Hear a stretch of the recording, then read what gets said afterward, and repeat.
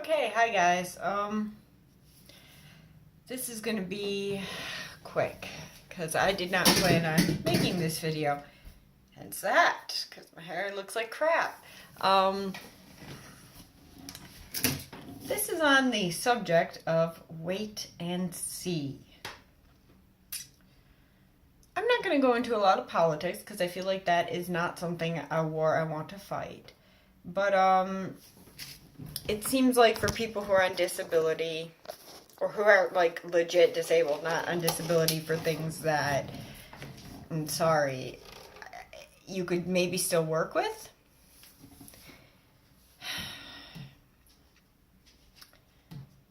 Even if you're not on disability, sometimes you just don't make enough money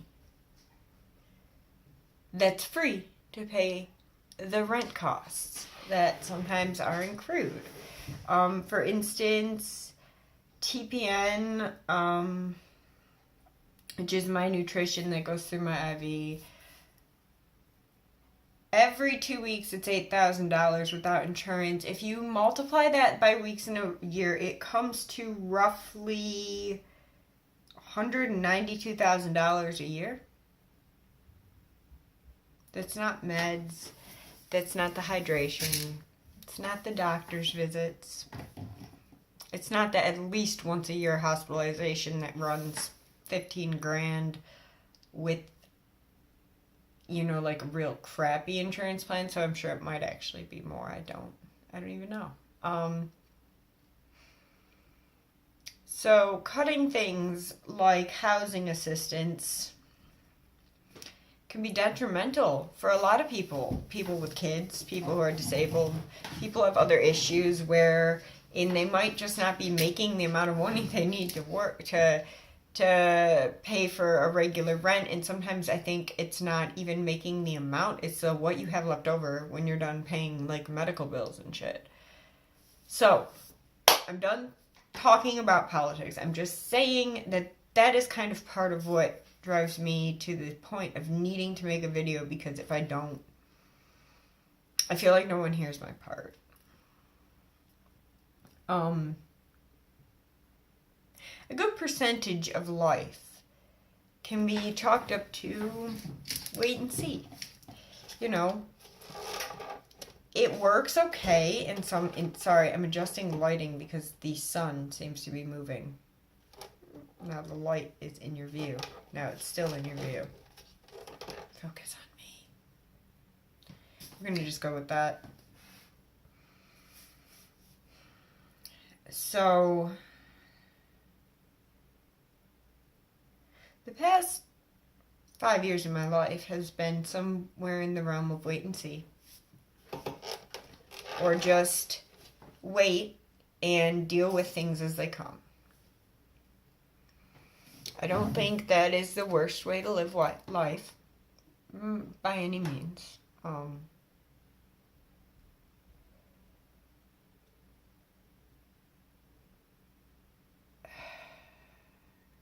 Sometimes it feels like when your normal part of your life, which is the medical part. And by the way, that means it affects your whole life. We're not talking about where you live, we're talking about your body life. If most of your life is somewhere in the wait and see. It's not even wait and see, I'm saying it wrong. That's not even what I mean. I mean, you can't control what's going on, and you just have to deal with what is dealt. And there's nothing you can change, and there's nothing you can fix, and you just deal with whatever happens.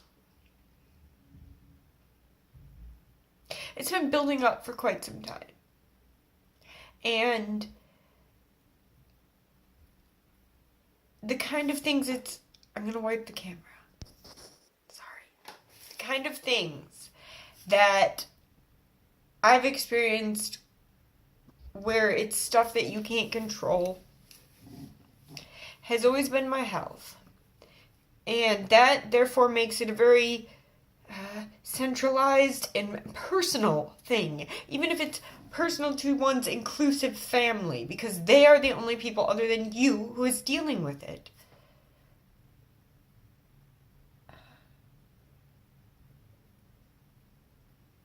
And it's rough. It seems my whole existence, especially in the past 2016 to now, because I guess it's 2017, isn't it?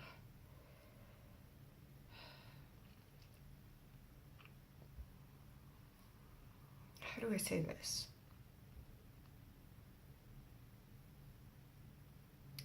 It reminds me of the saying of God wouldn't give you anything that you can't deal with. And I feel like that saying shouldn't be used as much as people do. Because, given the amount of people who commit suicide, I would assume that saying isn't necessarily true now, is it? If said person was able to deal with what God has dealt them with, why did they kill themselves? Right? So on that note,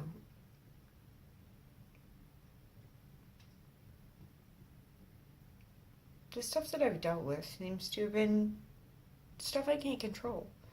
It gets worse regardless of how many doctors I see and how many tests I have done. It will continue to get worse.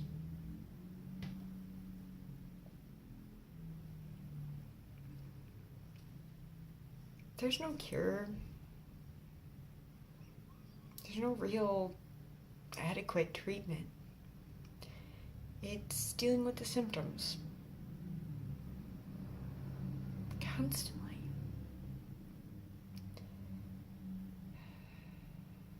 I mean, even if we go back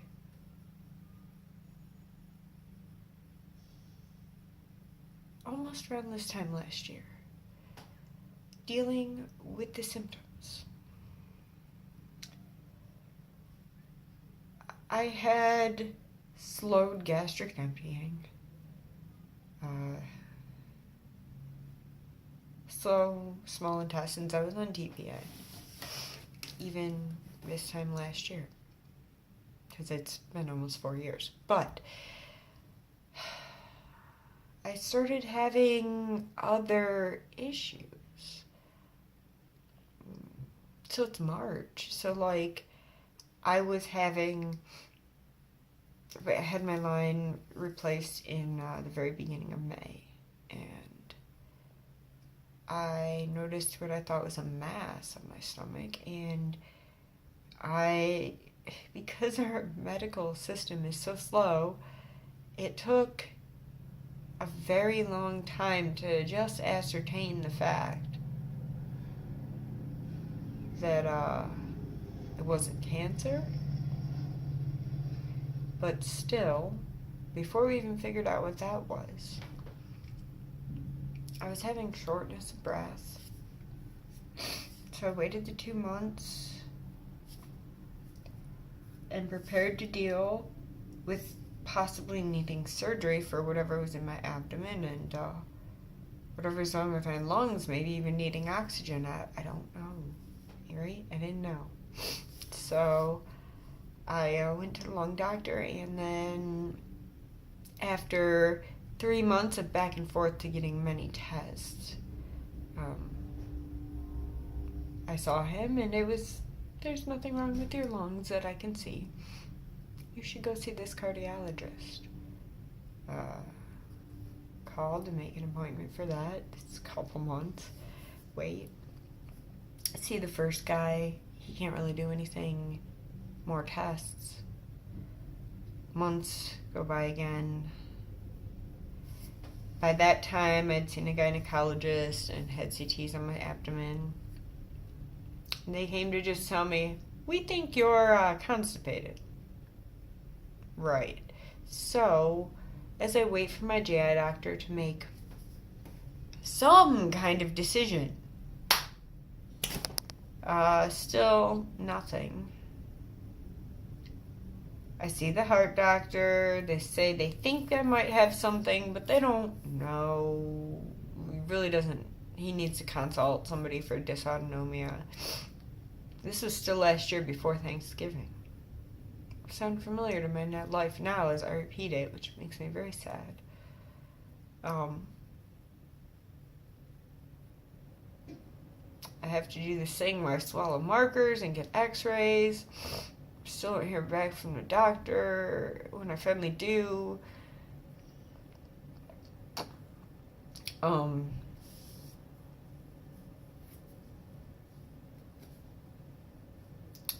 I finally do, I'd already seen a heart doctor who had told me to see rheumatology, who had a 3-month waiting list, and or more, probably more, just always more.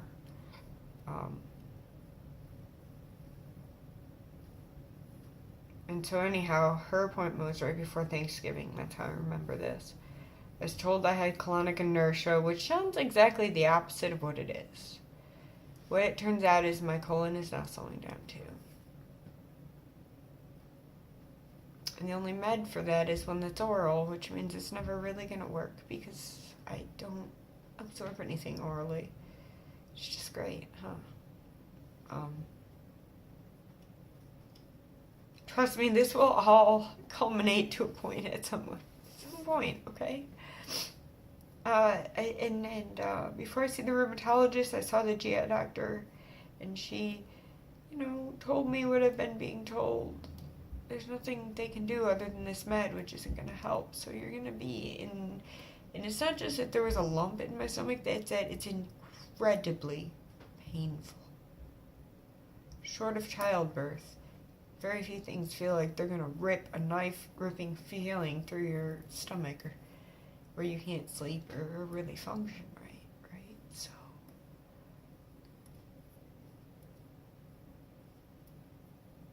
just nothing you can do. Just deal with it.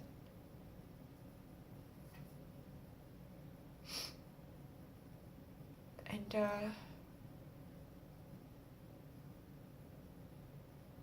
so around the time after I saw her, I had an infection in my tunnel of my line.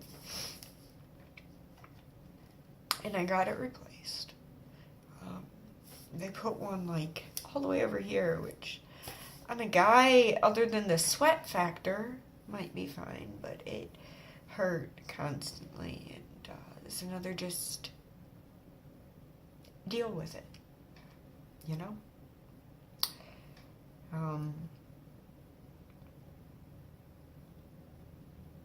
Around the time of May, I found out I was also allergic to morphine, which was my only go-to drug. I'm allergic to all painkillers, and I really don't take any other. It just made life harder. So November comes, I get to the hospital, but I'm still on my 2 weeks of antibiotics when I went to Thanksgiving, so I've already been told my GI tract's slowing down. I see the rheumatology.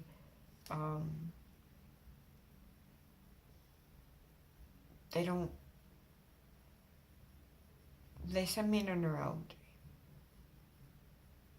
They don't have anything for me. They listen to all your problems. They don't maybe even realize how long you've waited to see them, hoping that somebody could at least alleviate your symptoms. Or make the tragic life of someone who used to run miles a day and now can't even go to 2 stores without being tired and in pain. Just make it a little better, make it not get any worse. Be nice. No, they send me to a very specific neurologist, and the scheduling department never called me back.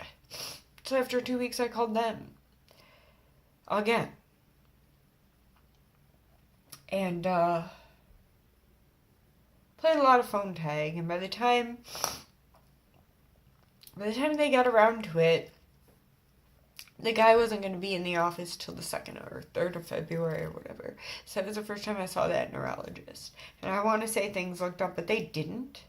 Because the line that constantly hurt and hurt and hurt, the surgeon kept saying, it's not infected. And I understand I'm going to have a central line for the rest of my life. So we want to preserve the amount of spots they can put one in because you can run out of access. But the pain and I just wanted it out. But I just kept being offered fentanyl, which I don't want to be on drugs that make me not who I am. This is already inconvenient. Does it have to hurt too?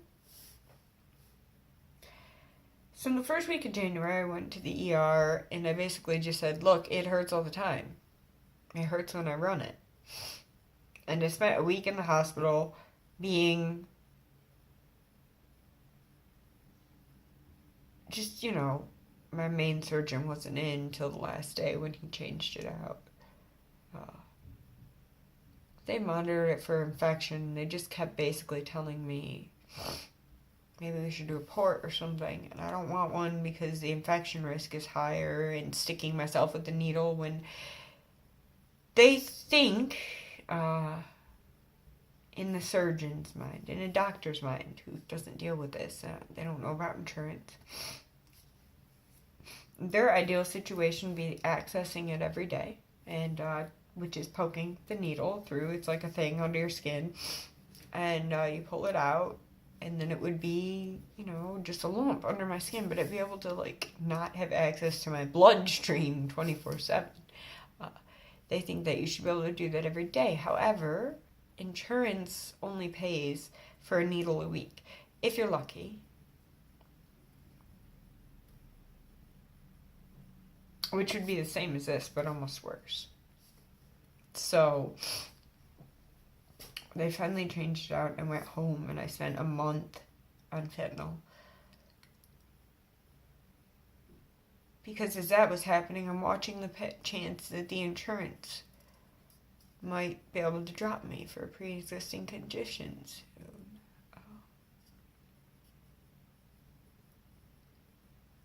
And there's always all of those things go into my mind. And it's more things I can't control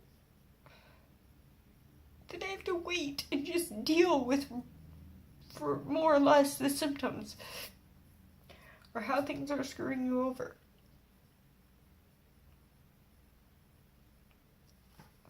So,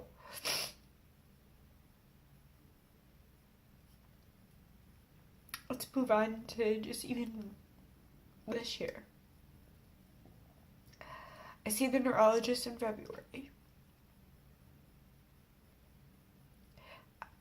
I mean, I feel like we maybe got somebody where in that post, but not really.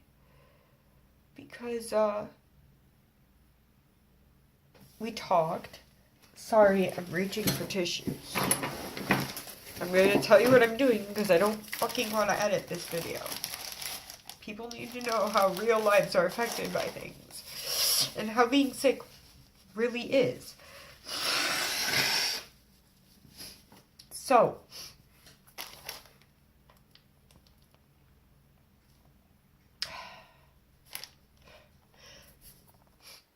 he orders some tests, and he's supposed to contact the cardiology and the GI doctor, the stomach doctor who regulates my nutrition, and I just have to get one blood test. I get the blood test, it's negative, of course, but I mean, when we talked, I guess there's all these kinds of versions of, I want to say versions of dysautonomia. I'm sure some little social justice peon will come out and be like, there's not, everybody's is the same, or something in that region, but there isn't. It's his specialty, so how about we don't argue? So I get that blood test. It's negative, and I was supposed to schedule to see him in a month, which was 2 days ago. So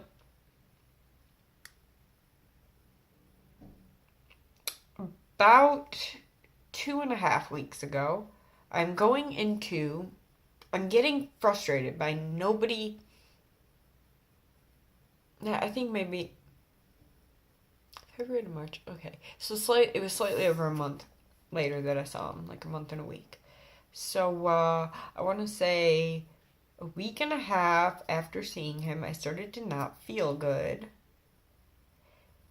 Like actually sick, not my regular feeling like shit, which is very confusing for normal people, I would suppose. Um, let's say like a sinus infection, not feeling good, not just like I'm gonna die, which I feel every day, frustratingly enough. So anyway, so I was not feeling good, and it was the day before I was supposed to go see my regular doctor just for a checkup. That night, I was just so pissed off at the fact that I couldn't even walk my dog for a short distance without feeling like I was going to die. And just the thought of that, not that many years ago, I could run every day. So, I'm sorry. I sent a message being like, hey, here's the thing. You're supposed to have been contacted by this neurologist. Have you been? What can we do? Because I cannot do this and just know it's getting worse. So anyway, I sent a message because there's a lot of online charting now called MyChart. Most hospitals use Epic. Those two things work together. It does make it easier to contact your doctor, especially if you hate making phone calls. So I'm walking into my morning appointment with my regular doctor, the building, let's say, because the cardiology is in the same building. And he calls me. The cardiologist freaking calls me.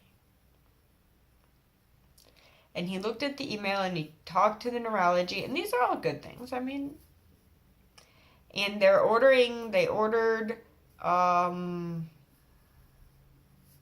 don't think they ordered anything other than like a tilt table test.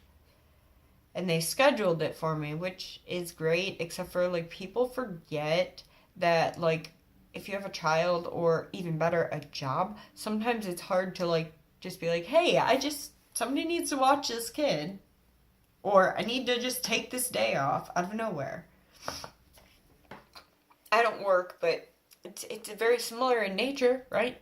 Because I still have to find someone to watch my kid and someone to take me to a test. Because I can drive, but a lot of tests, even though you don't really need another person, you have to have another person. It's nothing that makes you feel like you're just ineffectual as a human adult than being someone needs to drive me there to stand up for 30 minutes, and then I need someone to drive me home for that. So anyway, enough of my bitching. I get antibiotics or whatever, and then I pick up the paperwork, and fast forward to the day before the test, and I made the mistake of going to the NIH Online, which is the Government Health Institute. It's America's version of information. And they said some places do IV nitroglycerin, which terrifies me. I have a page and a half long of meds that I have adverse reactions or allergies to, so that's terrifying. I don't sleep that night. We go, I get it done. I did a video after this that was the unboxing on the same day of my medical supplies, because I felt like maybe I should start making some videos that kind of explain some shit, right? So anyway, the text says that I definitely qualify for POTS, but it's not super bad, which I already knew because a lot of those people end up almost in wheelchairs to an extent where they can't function. I have learned biological ways to force your body not to drop your blood pressure as much, which include tightening your core muscles and holding your breath till the minute or so passes. It doesn't always work. Sometimes it does. Sometimes it doesn't. You can't control life. So the doctor calls me the day after, the cardio, and proceeds to say I don't qualify to have POTS. which I find hilarious because I'm walking around the next week until a couple days ago I saw the neurologist thinking to myself, then I'm starting to be slightly terrified that if I don't, my medical maladies that cause me to need TPN to live, the government only is going to look at those to continue to decide to help me or not. And I hate having to rely on the government, but at this point I literally cannot work. I can't even function normal. And it worries me because everything makes me anxious. I'm always worried about the instability of life that I already live, minus anything that ends up being monetary or healthcare coverage. I start thinking, oh my God, they'll just be like, yeah, I know you're on I'm more actually worried that the insurance would just take that as regular insurance, like from my ex, would be like, well, I guess we don't need to cover TPN. It looks like you're not sick. I know that is outside the realms of possibility, but at the same time, it doesn't feel like it. And then I see the neurologist.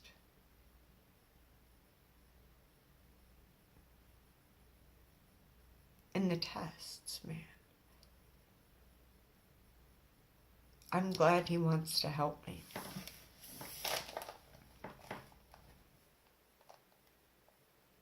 But if something doesn't come up wrong on any of the 6 regular tests and like 8 genetic tests, and the thing where they knock me out and do a rectal biopsy because somehow if you don't have enough fat on your stomach, that's where they go to next. That seems like a big leap for me, but whatever. I'm used to being cut open at this point. If nothing is wrong, then they try to send me back to rheumatology, who doesn't want anything to do with me.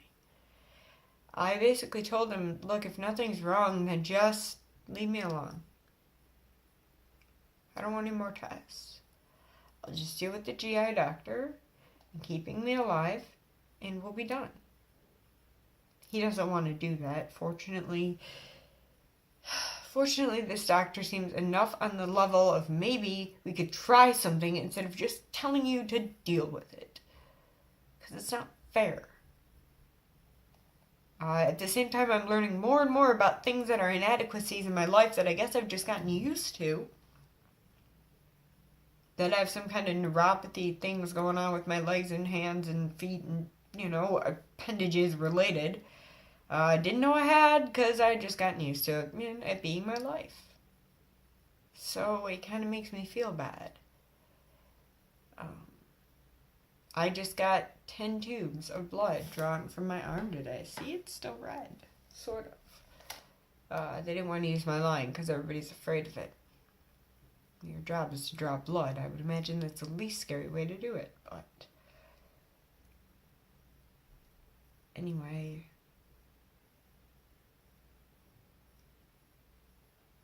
and that was okay. But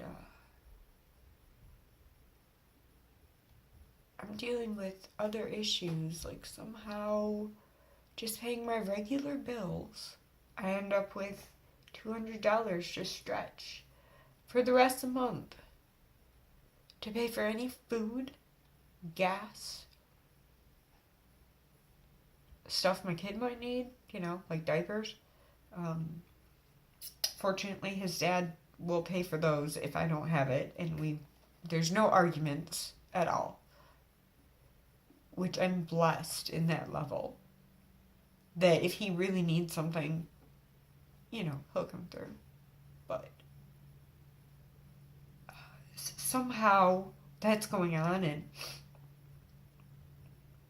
I tried to just use like an online bill pay to send myself a check with the 5-day, sending rate, so I could make myself save money because I've had to go into my savings enough that there's none left.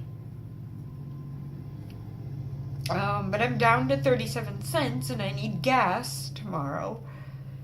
And the check hasn't arrived. And I tried to cancel it at the bank, because it was to myself. But it's still going to take 2 to 5 days. So, the one thing I was going to do to, like, pamper myself, I'm probably going to just have to cancel.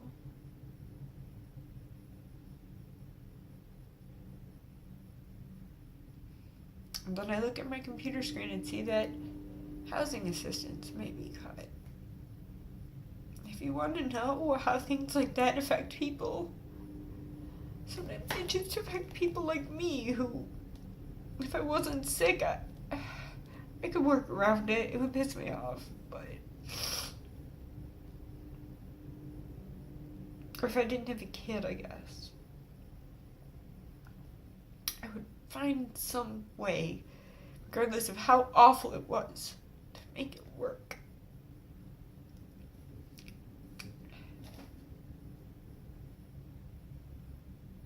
I think about the older people who are going to be affected by this.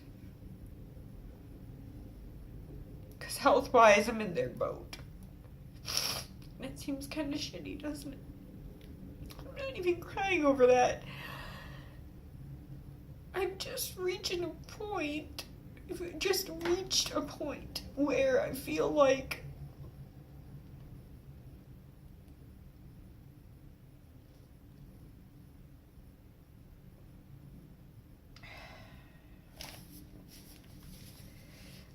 I'm running this little hamster wheel.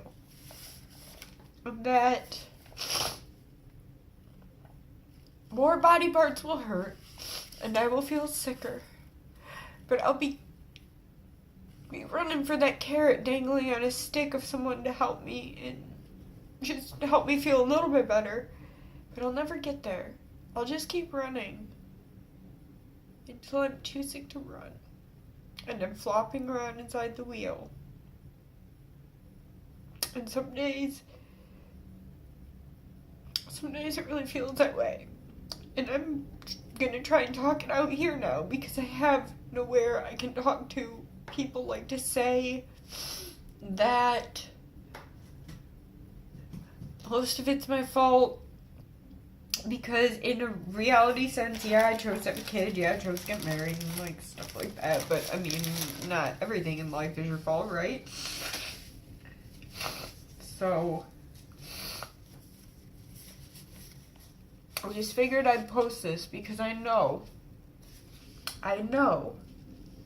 that there has got to be other people who are as lost and feel like they're just running in circles.